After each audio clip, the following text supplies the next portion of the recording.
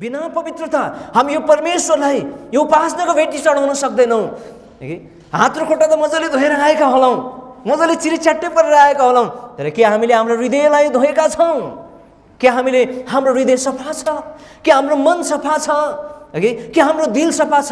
कि हाम्रो मगजमा राम्रै कुराहरू घुमिरहेका छन्? प्रिय हो, यदि हाम्रो हृदय सफा छैन भनेदेखि, यदि हामीले हाम्रो हृदयलाई सम्हालेर यत्नसित पवित्रतामा जोगाइरहेका छैन भनेदेखि हामीले यो परमेश्वरलाई उपासनाको भेटी चढाउन सक्दैनौँ। नीलो रङले चाहिँ उहाँ चाहिँ स्वर्गको हुनुहुन्छ। जसरी यसो आकाश खुल्ला भएको यसो हेर्दाखेरि त्यही विशाल आकाश नीलो रङको देख्छौँ है। यसले चाहिँ नीलो रङले चाहिँ स्वर्गलाई सङ्केत गर्छ। प्रभु यीशु ख्रीष्ट चाहिँ माथिबाट अथवा पृथ्वीको हुनुहुन्न, उहाँ चाहिँ स्वर्गबाट आउनुभएको हो भन्ने कुरालाई यसरी देख्दछौँ।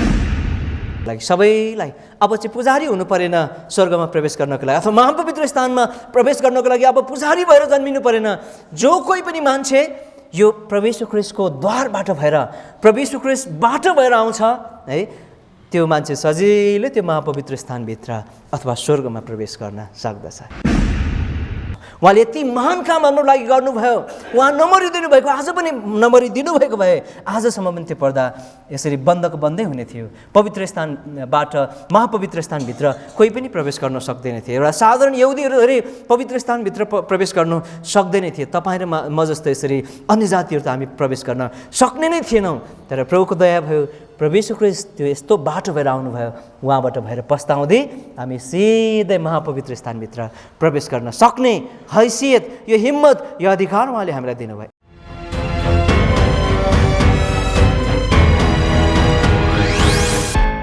प्रभु यीशु ख्रीष्टको नाममा यहाँहरूलाई फेरि पनि प्रेम से जय मसीह।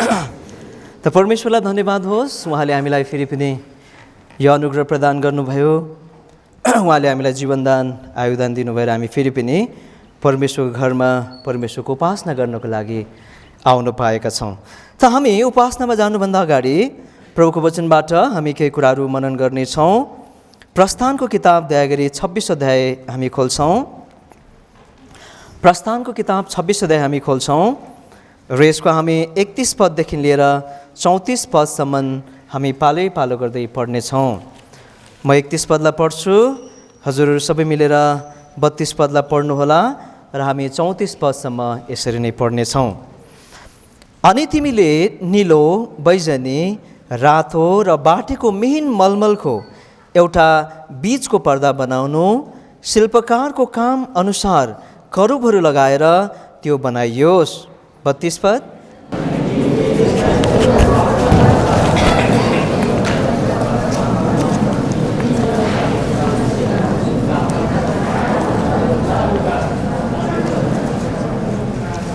प्रस्थान 26 अध्याय हामीले 32 पढ्यौँ, अहिले 33 पद म पढ्दैछु।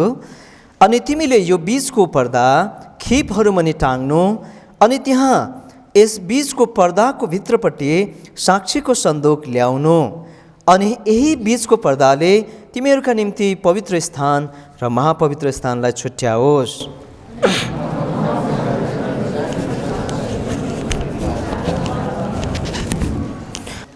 मत्तीको सुसमाचार 27 अध्यायको 51 पद 51लाई हामी सबै मिलेर पढ्नेछौँ। अनि हेर, मन्दिरको पर्दा टुप्पादेखि फेदसम्म 2 भाग भएर च्यातियो, अनि पृथ्वी हल्लियो र चट्टानहरू फाटे। प्रस्थानको किताब यहाँनिर 26 अध्याय हामीले अघि हेरेका थियौँ। 26 अध्यायभन्दा अगाडि हामी एउटा पदलाई पढ्छौँ। 25 अध्यायको 9 पदलाई दया गरी कसैले पढ्नुहोला, 8 र 9 पदलाई। प्रस्थान 25 को 8 र 9 पदलाई। तिनीहरूले मेरा निम्ति एउटा पवित्र स्थान बनाउन्, तिनीहरूको बीचमा बास गरौँ, निवास स्थानको नमुना,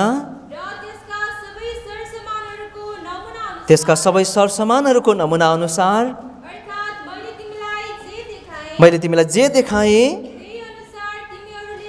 त्यही अनुसार तिमीहरूले बनाउनु।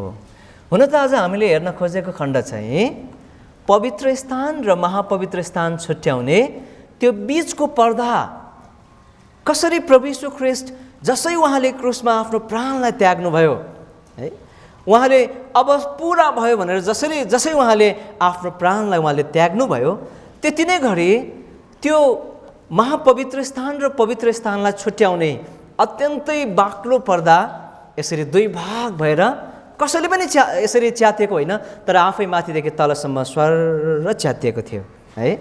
यसले गर्दाखेरि यो पर्दाको विषयमा हामीले हेर्न खोजिरहेका हौँ, तर सिधै मैले त्यो कुरा गरेँ भने हामीले नबुझ्न सक्छौँ।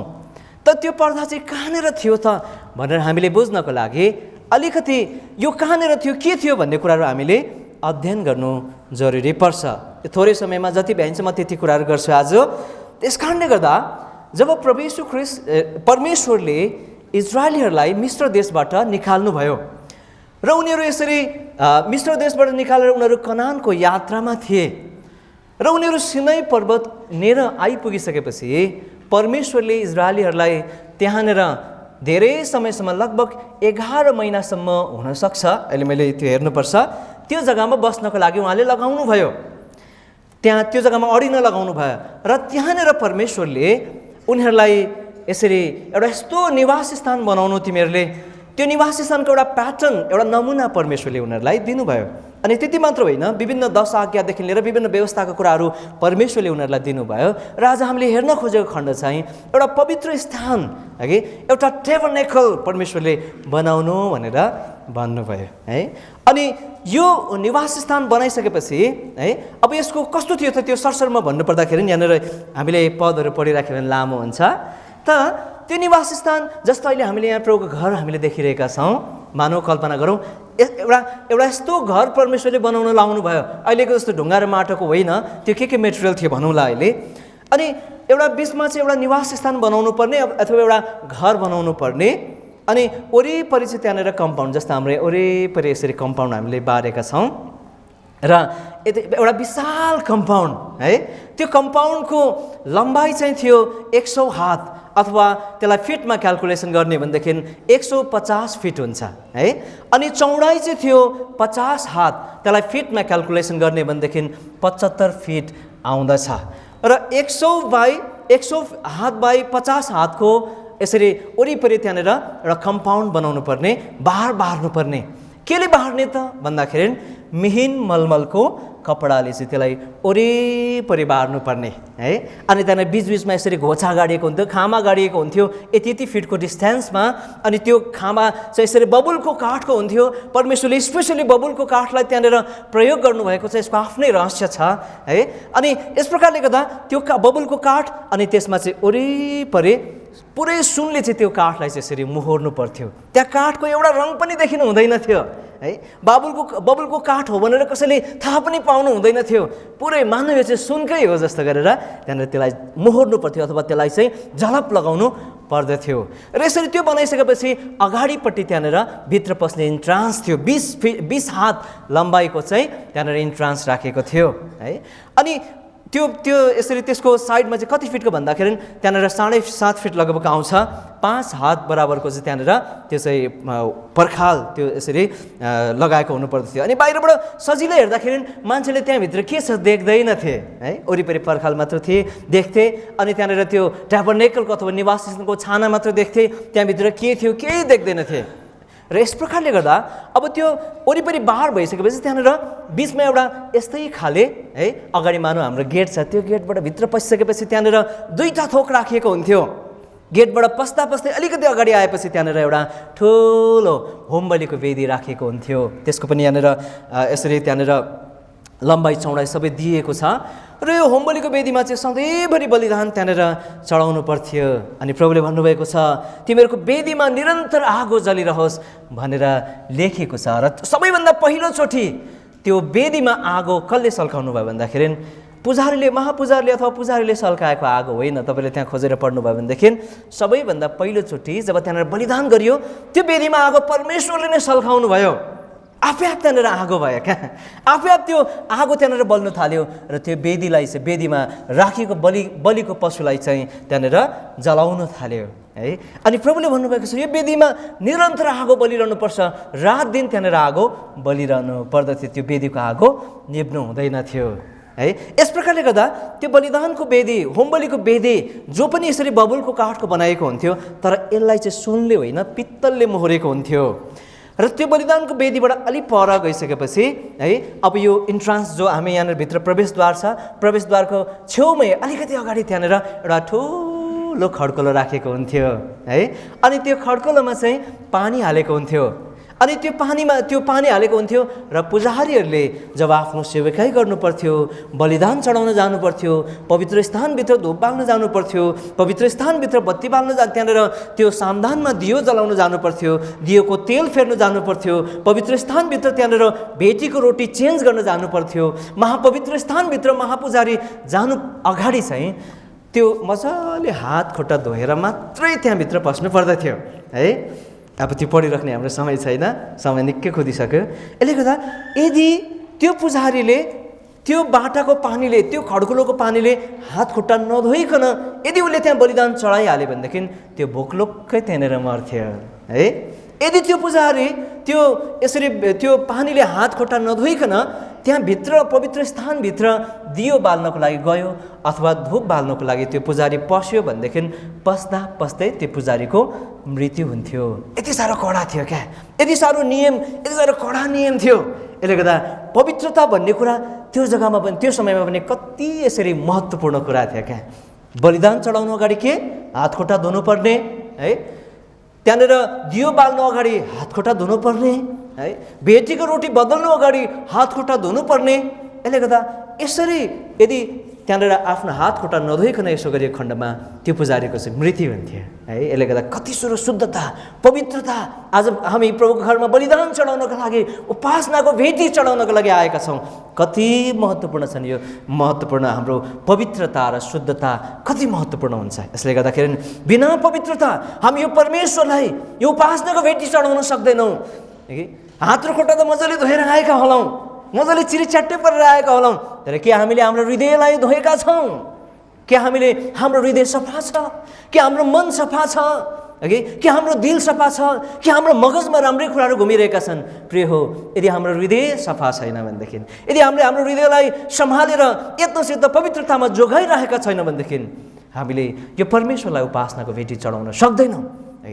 यसले गर्दा त्यो समय कति महत्त्वपूर्ण कुरा थियो। आज यसरी यो जसरी आए पनि हामी यसरी भेटी चढाउन मिल्ने भएको कारणले गर्दा, तत्कालै दण्ड नपाएको कारणले गर्दाखेरि आज हामी लापरवाही भइरहेका छौँ। तर त्यो समयमा यति कडा नियम थियो है। र त्यो दैलोबाट भित्र छिरिसकेपछि त्यहाँनिर 30 हात लम्बाइ र 10 हात चौडाइ है, 30 हात लम्बाइ र 10 हात चौडाइको चाहिँ निवास, अनि उचाइ चाहिँ 10 हात। यसलाई तपाईँले फिटमा क्यालकुलेसन गर्न सक्नुहुन्छ। 1 हात बराबर 18 इन्च हुन्छ, 1.5 फिट हुन्छ र यसलाई तपाईँले हिसाब गर्न सक्नुहुन्छ। 30 हात लम्बाइ र 10 हात चौडाइको एउटा निवास स्थान थियो। अनि त्यसलाई चाहिँ अनि उचाइ पनि 10 हातको थियो र त्यसलाई वरिपरि बबुलको काठको फल्याकले, फल्याक भनेको बुझ्नुहुन्छ है, त्यसलाई तख्ती पनि भन्छन् र थुप्रै कुराहरू भन्छन् त्यसलाई, त्यसको धेरैवटा नाम छ। बबुलको काठको फल्याक, त्यो फल्याकको चौडाइ चाहिँ 1.5 हातको हुन्थ्यो है। 1.5 हात चौडाइको फल्याकले चाहिँ त्यसलाई वरिपरि रिङ्ग यस्तो मिलाएर बार्नु पर्थ्यो, त्यसलाई यस्तो मिलाएर बार्नु पर्थ्यो, बाहिरबाट हेर्दाखेरि एउटै छिद्रा अथवा एउटै सानो पाल पनि देखिनु हुँदैन थियो। एकदमै टम्म मिलाएर त्यसलाई चाहिँ बार्नु पर्दथ्यो र त्यसलाई पनि, त्यो काठलाई, त्यो तख्तीलाई अथवा त्यो फल्याकलाई पनि पुरै सुनले मोहोरेको हुँदथ्यो। सुनले मोहोरेर चाहिँ यसरी त्यसलाई चाहिँ बार्नु पर्दथ्यो। र यसरी बारिसकेपछि त्यो भित्र चाहिँ 2वटा कोठा थिए है, 2वटा कोठा। एउटा भित्र बाहिरबाट त्यो मेन उसबाट छिर्दैको है, त्यो अगाडिको जस्तो हामी त्यहाँनिर गेट देख्छौँ है, यो हाम्रो मेन फाटक छ, यहाँबाट पस्ने। त्यहाँबाट भित्र छिर्दै एउटा कोठा थियो। त्यो कोठा चाहिँ ठुलो कोठा थियो। त्यो कोठा चाहिँ 20 हात बाई 10 हातको, चौडाइ त अलरेडी 10 हात भइहाल्यो, लम्बाइ त्यसको 20 हात है, 20 हात बाई 10 हातको चाहिँ एउटा कोठा थियो त्यहाँनिर। र त्यो कोठा अनि भित्रपट्टि अर्को कोठा थियो, अनि त्यो चाहिँ 10 हात बाई 10 हातको अर्को कोठा थियो। र बाहिरको कोठालाई चाहिँ पवित्र स्थान भनेर भनिन्थ्यो भनेदेखि त्यो भित्रपट्टिको त्यो त्यहाँनिर त्यसलाई चाहिँ बिचमा पर्दाले बारेको, आज हामीले कुरा गर्न चाहिरहेको खण्ड त्यो पर्दाको कुरा हो। त्यो बिचमा चाहिँ पर्दाले बारेको हुन्थ्यो है। त्यो बिचमा पर्दाले बारेको हुन्थ्यो र त्यो पर्दालाई उघारेर चाहिँ भित्र अर्को कोठा थियो त्यहाँनिर, अनि त्यसलाई चाहिँ महापवित्र स्थान भनेर भनिन्थ्यो।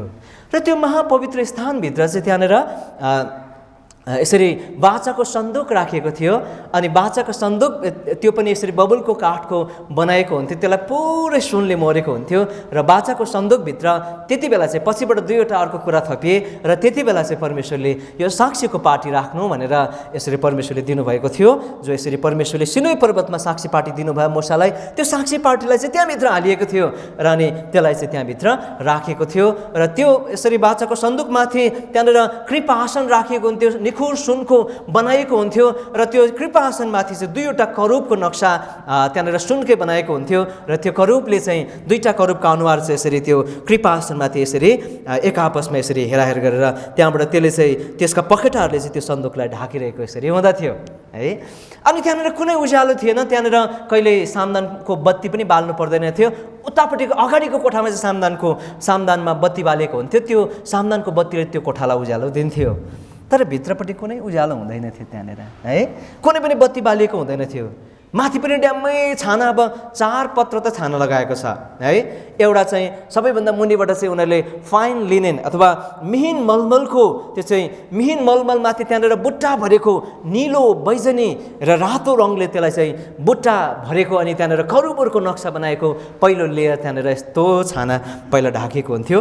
र त्यसको माथिबाट त्यसको माथिबाट चाहिँ बाख्राको भुत्लाको त्यहाँनिर फेरि अर्को छाना बनाएको हुन्थ्यो, अनि त्यसले ढाकेको हुन्थ्यो। अझै त्यसको माथिबाट यसरी भेडाको छाला काटेर त्यहाँनिर त्यसलाई रातो रङले रङ्ग्याइएर अनि त्यसको यसरी यसरी त्यो छाना बनाएको हुन्थ्यो, त्यसले ढाक्नु पर्थ्यो तेस्रो।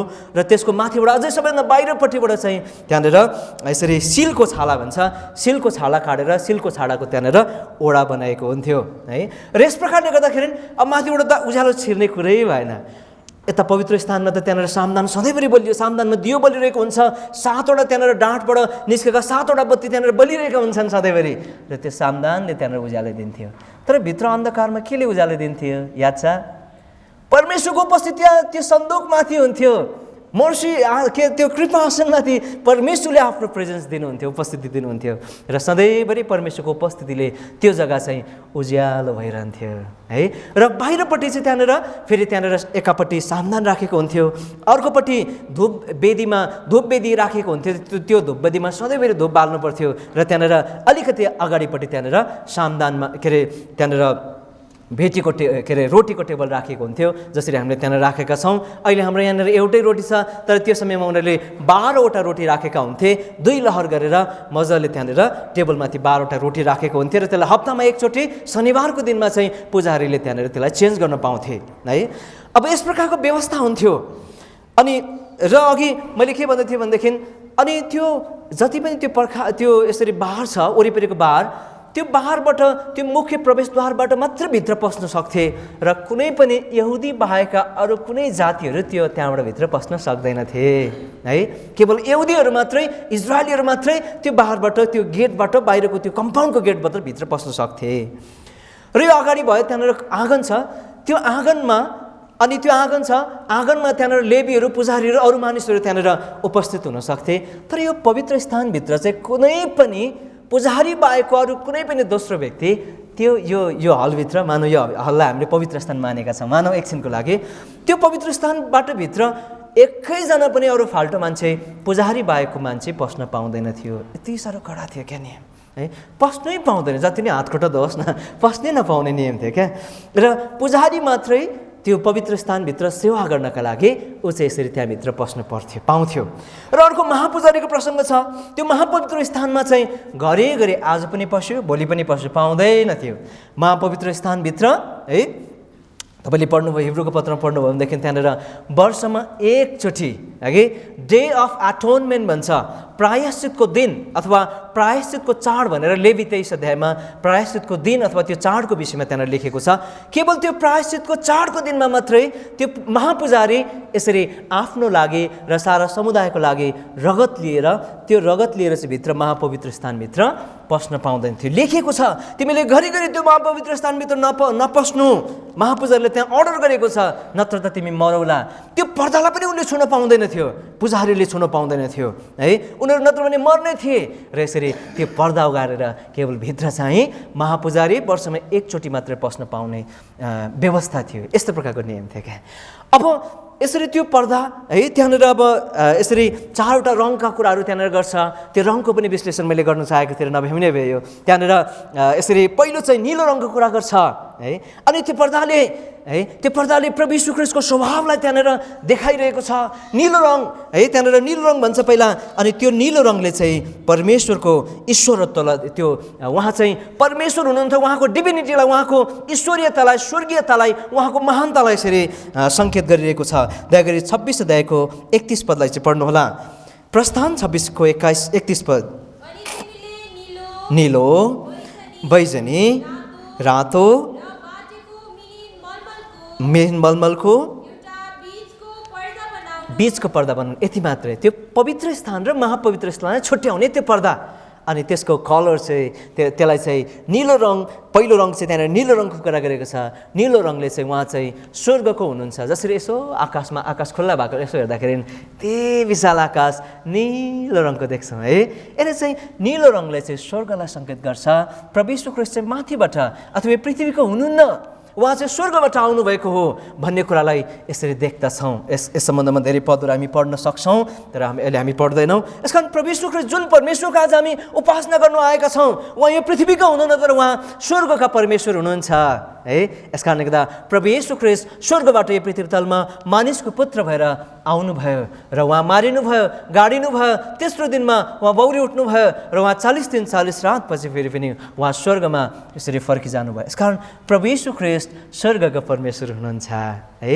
प्रभु यीशु ख्रीष्ट मान्छे भएर भलै आउनुभयो, तर पनि उहाँ चाहिँ स्वर्गको परमेश्वर हुनुहुन्छ भनेर उहाँको स्वर्गीय स्वभावलाई चाहिँ त्यो निलो रङले देखाउँछ। र अर्को कलर छ त्यहाँनिर बैजनी रङ, पर्पल कलर। अनि यो बैजनी रङले चाहिँ त्यो समयमा सबै मान्छेले बैजनी रङको लुगा लाउनु पाउँदैनथे हगि। एकदमै यसरी शासकहरूले, राजाहरूले है, ठुल्ठुला खानदानी मान्छेहरूले मात्रै बैजनी रङ र रातो रङ यसरी प्रयोग गर्न पाउँदथे है। अहिले त जसले पनि पर्पल कलरको लाउन सक्छ, त्यो समयमा त्यस्तो थिएन। यस कारणले गर्दा यो बैजनी रङले चाहिँ उहाँ चाहिँ राजा हुनुहुन्छ भनेर, उहाँको राजत्वलाई, राजाहरूका राजा, प्रभुहरूका प्रभु हुनुहुन्छ भन्ने कुरालाई सङ्केत गरिएको छ। हामीले पहिलो तिमोथी 6 अध्यायमा हामीले पढ्यौँ भनेदेखि त्यहाँनिर लेखेको छ प्रभु यीशु ख्रीष्ट राजाहरूका राजा र प्रभुहरूका प्रभु हुनुहुन्छ। त्यसलाई चाहिँ हामी पढ्छौँ 6 अध्याय, पहिलो तिमोथी 6 अध्यायको 16 पदलाई पढ्नुहोला। पहिलो तिमोथी 15 पद ल त। आफ्नै समयहरूमा प्रकट गर्नुहुनेछ परमधन्य अद्वितीय अधिराज, राजाहरूका राजा र प्रभुहरूका प्रभु। राजाहरूका राजा र प्रभुहरूका प्रभु। आज हामी जुन परमेश्वरको उपासना गर्नु आएका छौँ, उहाँ सामान्य व्यक्ति हुनुहुन्न, उहाँ राजाहरूका राजा र प्रभुहरूका प्रभु हुनुहुन्छ। जब पूर्वबाट ज्योतिषीहरू त्यहाँनिर यसरी खोज्दै एउटा बालकको खोजी गर्दै आए, के भन्दै आए भन्नुहोस् त? यीशु कहाँ जन्मिनु भएको छ यीशु भन्दै आए उनीहरू? भनेनन् है। यहुदीहरूको राजा जो जन्मिनु भएको छ कहाँ हुनुहुन्छ भनेर सोध्दै आए कि आएनन्? के कोही मान्छे जन्मिँदैमा राजा भएर जन्मिन्छ? जन्मिँदैन, पछिबाट राजा हुने हो।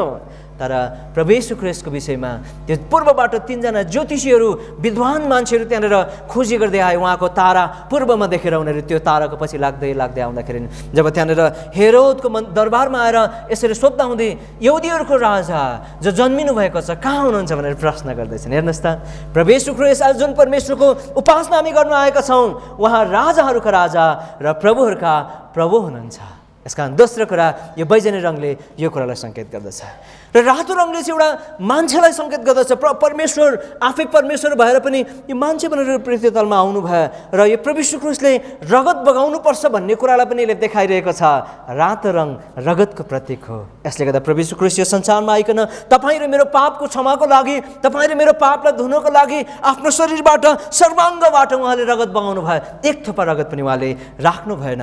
उहाँ मारिनु भयो, उहाँका हातमा काँटी ठोके, उहाँका शिरमा काँटी ठोके, उहाँका पाउमा यसरी काँडाको मुकुट लगाइए र उहाँले सबै रगत बगाउनु भयो, उहाँले बगाउनु भएको रगतलाई सङ्केत गर्दछ। अर्को फाइन लिनेनले है त्यहाँनिर त्यो मलमलको कपडा जो चाहिँ व्हाइट कलरको हुन्थ्यो, सेतो रङको हुन्थ्यो, त्यसले उहाँको शुद्धतालाई, उहाँको पवित्रतालाई, उहाँको धार्मिकतालाई यसरी देखाइरहेको छ। यसले गर्दा प्रभु येशू ख्रीष्ट चाहिँ पवित्र हुनुहुन्छ, उहाँ शुद्ध हुनुहुन्छ, उहाँमा कुनै दाग छैन, उहाँमा कुनै खोट छैन, यति पवित्र हुनुहुन्छ। उहाँलाई कसैले पनि दोषी ठहराउन सकेन। यो पृथ्वीतलमा आउँदाखेरि पनि उहाँलाई दोषी ठहराउन धेरैले यत्न गरे, तर कसैले पनि यसरी उहाँलाई दोषी ठहराउन सकेन। अन्तमा झुटा दोष लगाएर उहाँलाई क्रुसमा टाँगे। उहाँका विरोधीहरूले पनि उहाँको विषयमा उहाँलाई जजमेन्ट गर्ने, न्याय गर्नेहरूले पनि उहाँमा कुनै पनि पाप यसरी देख्न सकेनन्, तर झुटा आरोप लगाएर उहाँलाई क्रुसमा झुन्ड्याए।